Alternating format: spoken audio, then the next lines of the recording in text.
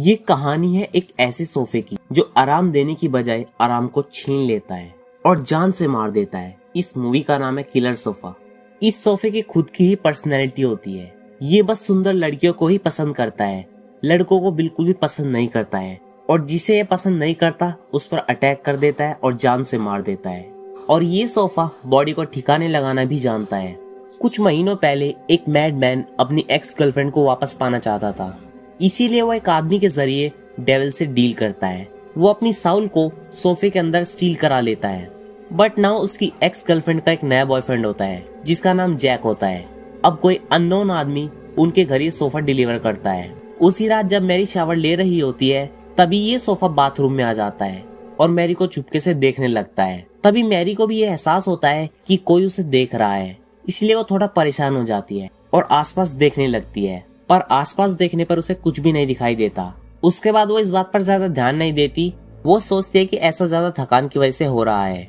अब वो सोफे के ऊपर जाकर बैठ जाती है। वो उसके ऊपर लेटकर आराम करने लगती है, बट अनएक्सपेक्टेडली ये सोफा उसे एक ह्यूमन हैंड की तरह सहलाने लगता है। सोफा मैरी की बॉडी को स्क्वीज करने लगता है और ये काम बिल्कुल वो प्रोफेशनल तरीके से करता है जैसे कि वो एक ह्यूमन हो। अब अगले दिन मैरी जैसे इस कमरे में आती है तो वहाँ पर बहुत सारी कैंडल्स रखी होती हैं एंड वहाँ पर ब्रेकफास्ट भी रखा होता है उसी सोफे के ऊपर। मैरी को लगता है कि ये सब उसके बॉयफ्रेंड जैक ने किया है एंड जैक को लगता है कि ये सब उसकी गर्लफ्रेंड मैरी ने किया है, बट रियलिटी में तो ये सब इसी सोफे ने किया था, वो भी सिर्फ मैरी के लिए। जैक अब उस पर रखे नाश्ते की प्लेट में से एक केक का पीस उठाकर खा लेता है, लेकिन जब वो दूसरे पीस को उठाने के लिए हाथ आगे बढ़ाता है तो वो देखता है कि सोफा अपनी जगह से मूव कर चुका है। जैक को लगता है कि वो हेलुसिनेट कर रहा है। अब सोफा जैक को मैरी के काफी करीब देखता है, जिससे उसका ये इंटेंशन हो जाता है कि जैक को जल्द से जल्द खत्म कर दिया जाए। अब जैसे ही मैरी इस घर से बाहर निकल जाती है तो ये सोफा जैक पर हमला कर देता है। वो उसके पैरों पर बहुत तेजी से मारता है जिससे वो इंजर्ड हो जाता है, और इस हमले से जैक काफी ज्यादा कंफ्यूज हो जाता है क्योंकि उसके समझ में नहीं आ रहा था कि आखिर ये सोफा हमला कैसे कर सकता है। ये तो एक नॉन लिविंग थिंग है, तो ये हमला कैसे कर सकती है। अब उसे फिर से ऐसा लगता है कि वो हेलुसिनेट कर रहा है।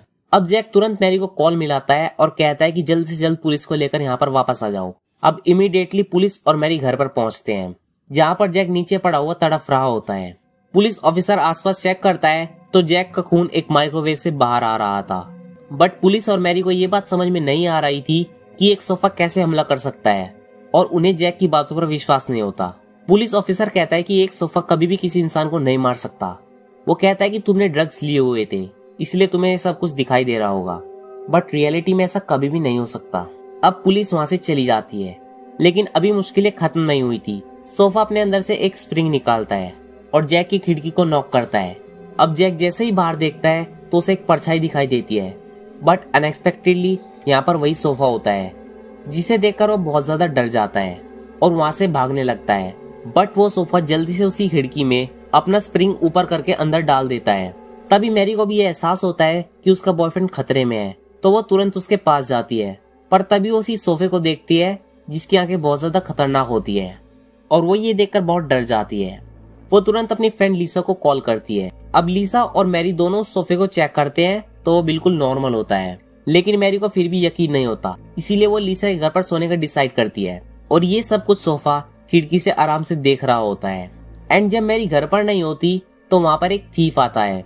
वो काफी खुश होता है एंड इस घर के अलार्म सिस्टम को ऑफ कर देता है, लेकिन ये थीफ घर में कोई प्रॉपर्टी या मनी को चुराने नहीं आता, बल्कि वो मैरी के अंडरवेयर को ढूंढता है क्योंकि वो एक प्रिवर्ट होता है। अब रात को लीसा घर में आती है मैरी का सामान लेने के लिए, पर वो कुछ ऐसा देख लेती है कि वो बहुत डर जाती है। उसे उस चोर की बॉडी बालकनी में दिखती है एंड ये सोफा उसकी बॉडी को ठिकाने लगा रहा था। अब लीसा को मैरी की बातों पर यकीन हो जाता है कि मैरी सच कह रही थी कि ये सोफा बहुत खतरनाक है और ये कहीं भी मूव कर सकता है। लीसा उसे चुपचाप देखती रहती है, लेकिन तभी उसके पैर के नीचे कोई चीज आ जाती है, जिससे सोफे को लीसा की आवाज आ जाती है एंड वो उसके पीछे आने लगता है। मैरी तुरंत वहां से भागने की कोशिश करती है और टॉयलेट का दरवाजा बंद करके वहां की खिड़की से नीचे उतर जाती है, लेकिन वही मैरी अपने घर में लीसा को देखने के लिए वापस आ जाती है। लेकिन जब फर्स्ट फ्लोर पर आती है तो उसे अजीब सी आवाज आती है जो वॉश बेसिन के वाटर टैंक से आ रही थी। पास जाने पर जब वो देखती है तो उसे आई लव यू की आवाज सुनाई देती है। जब वो इस आवाज को सुन रही होती है कि तभी वहां पर पुलिस आ जाती है। मैरी इन पुलिस ऑफिसर्स को बताती है कि मेरी फ्रेंड लीसा यहीं पर है ये तीनों लीसा को ढूंढना स्टार्ट करते हैं, पर क्योंकि लीसा तो पहले ही जा चुकी थी इसलिए वो इन्हें कहीं पर भी नहीं मिलती। अब मैरी लीसा को कॉल करती है और फोन की आवाज उन्हें सड़क पर पड़े कूड़ेदान से आती है, लेकिन लीसा उन्हें वहां पर नहीं मिलती, बट उन्हें यहाँ पर थीफ की बॉडी मिल जाती है जो पहले ही मर चुका था। अब पुलिस मैरी को घर जाने के लिए कहती है और मैरी अपने घर पर जाकर बैठ जाती है। तभी वो सोफा वहां पर आता है और बोलना शुरू कर देता है। वो कहता है आई लव यू मैरी। इससे मैरी एकदम से डर जाती है और चिल्लाने लगती है एंड तुरंत वहां से भागने लगती है। पर तभी उसे अपने एक्स बॉयफ्रेंड की बॉडी भी दिखाई देती है, जिसे देखकर वो और भी ज्यादा डर जाती है। अब उसे कुछ भी समझ में नहीं आता कि वो करे तो क्या करे। अब वो किसी ऐसे आदमी के पास जाती है जो इन चीजों में एक्सपर्ट होता है। तो मैरी उसे सारी बातें बताती है। वो उसे बताता है कि तुम्हारे एक एक्स बॉयफ्रेंड ने डेविल के साथ डील कर ली है। करंटली तुम्हारे एक्स बॉयफ्रेंड की आत्मा इसी सोफे में सील्ड है, यानी कि उसकी बॉडी एक सोफा है बट उसकी साउल एक ह्यूमन की है। और क्योंकि तुम्हारा एक्स बॉयफ्रेंड तुम्हें दोबारा से पाना चाहता था, इसीलिए ये सोफा तुम्हें परेशान कर रहा है। और जो भी तुम्हारे पास आएगा या तुमसे उसे दूर करेगा, ये सोफा उसे मार देगा। इससे बचने का सिर्फ एक ही तरीका है, तुम्हें इसके विजन में जाना होगा और डेविल को हराना होगा। ये आदमी इस प्रोसेस को करना स्टार्ट करता है।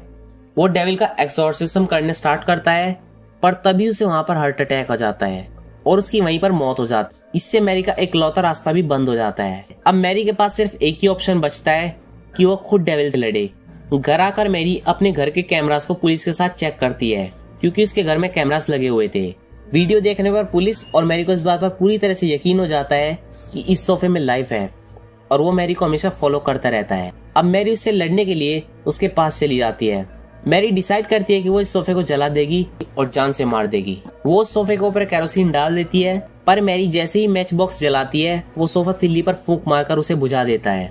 मैरी कई बार मैच बॉक्स जलाती है, बट वो सोफा हर बार फूंक मारकर आग को बुझा देता था। इससे मैरी काफी फ्रस्ट्रेट हो जाती है और चिल्लाना शुरू कर देती है। इसके बाद सोफा अब ट्रांसफॉर्म हो जाता है और वो अपने पैरों पर खड़ा हो जाता है। तभी पुलिस भी वहां पर आ जाती है और उस सोफे पर शूट कर देती है, लेकिन इससे सिचुएशन सही होने के बजाय और खराब हो जाती है।